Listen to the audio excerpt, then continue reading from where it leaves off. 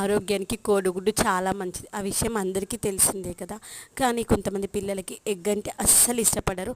ముఖ్యంగా మా వాడికైతే boiled egg అంటే అస్సలు తినడు.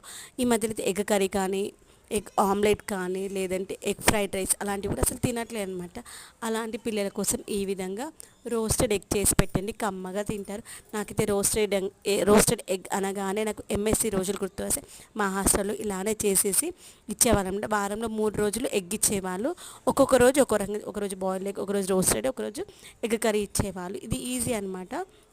కోడిగుడ్డు ఉడకబెట్టి పొట్టు తీసిన తర్వాత కొంచెం నూనె వేసి అన్ని వైపులా మంచిగా కాలనించి, అవి ఎగ్ అంటే మంచిగా రోస్ట్ అయిన తర్వాత దాంట్లో కొంచెం ఉప్పు, కొంచెం పసుపు, కారం వేసుకొని తిన్నామంటే ఉత్తగా తిన్నా బాగుంటుంది, లేదా అన్నంలో అంచుకు పెట్టుకొని తిన్నా బాగుంటుంది. ట్రై చేయకపోతే ట్రై చేయండి, చాలా హెల్తీ రెసిపీ.